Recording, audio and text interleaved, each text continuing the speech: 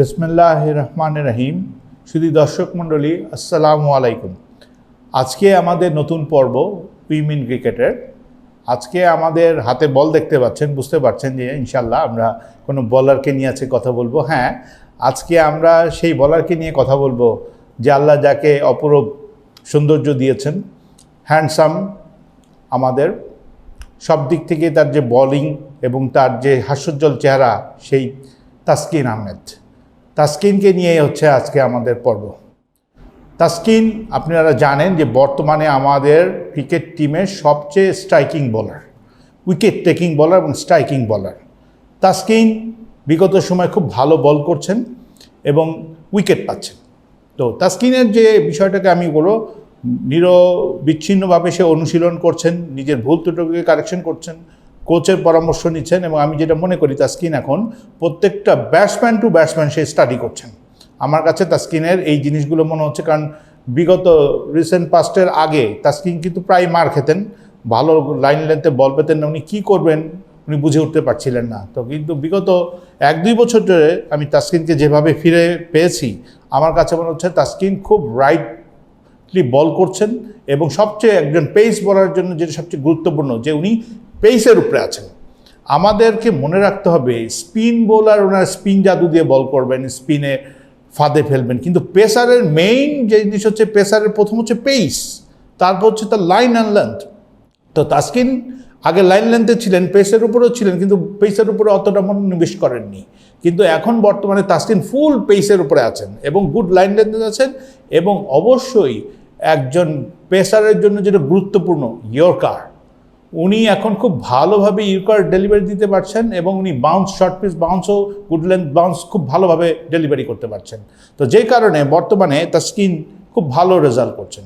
আরেকটা তাসকিনের ক্ষেত্রে যে জিনিসটা আমি বলবো সেটা হচ্ছে, তাসকিন যতটা অফ স্টাম্প করিডোরে বল করবেন ততই তার উইকেট পাওয়ার সম্ভাবনা ততই বেশি থাকবে।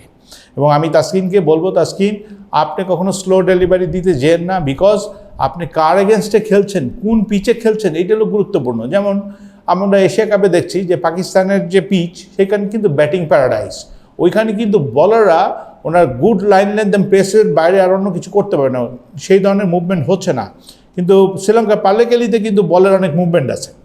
কাজেই একজন বোলারকে তখন চিন্তা করতে হয় অ্যাকচুয়ালি উনি কোন ধরনের পিচের উপরে উনি বলটা করছেন। এটা কি ব্যাটিং প্যারাডাইস কোনো উইকেটের উপরে উনি বল করতে যাচ্ছেন, নাকি এটা বোলিং প্যারাডাইস কোনো পিচের উপর উনি বল করতে যাচ্ছেন। কাজেই তাকে এই জিনিসটা মনোনিবেশ করতে হয়।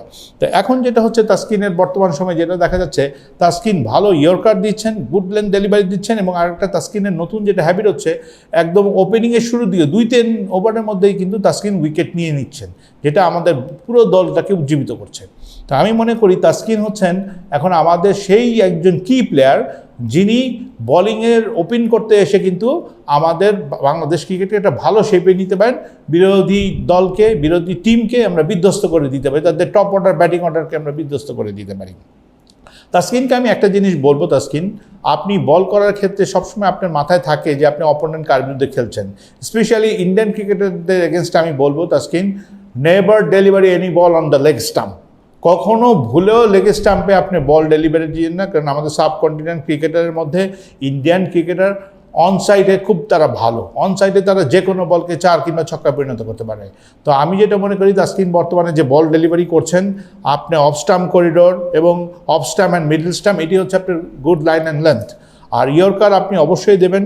আর আপনি যে ডেলিভারিগুলো মাঝে মাঝে শর্ট পিচ ডেলিভারি দিচ্ছেন, ব্যাটসম্যানকে যেন একটু আপ হয়ে খেলতে হয়, যাতে সেটা এইজ হয়ে first slip, second slip, even wicket কিপারের কাছে যেন বলটা যায়। তা আমি সেই জন্য মনে করি তাসকিনকে এখন যেটা বলবো, আপনি নিজের ফিটনেস অব্যাহত রেখে যে গুড লাইন লেন্থ এবং পেসারের হচ্ছে মূল দায়িত্ব পেসের উপরে বল করা। বর্তমানে পেসার এবং গুড লাইন লেন্থের বল ব্যাটসম্যানদেরকে পরাস্ত করছে। তো কাজেই আমি মনে করি আপনি স্লো ডেলিভারির কথা ভুলে গেছেন, আমি খুব ভালো এটাকে আপনাকে অ্যাপ্রিসিয়েট করে একদম ভুলে যান। আপনি হচ্ছে পেসার, আপনাকে ব্যাটসম্যানরা ভয় থাকার কারণে যাতে কাঁপবে সেই ধরনের পেস আপনি নিজেকে অবতীর্ণ রাখেন। তো আমি সেই হিসেবে বলবো, তাসকিন আগামী বিশ্বকাপে বাংলাদেশের জন্য অবশ্যই একজন গুরুত্বপূর্ণ প্লেয়ার হবেন, উইকেট টেকিং বোলার হবেন এবং আমাদেরকে যে কোনো ম্যাচ তাসকিনের মাধ্যমেই আমরা আমাদের গিপে পাবো এবং আমরা জয় পাবো। তো তাসকিনের জন্য অনেক অনেক শুভকামনা রইল। ধন্যবাদ দর্শক। you.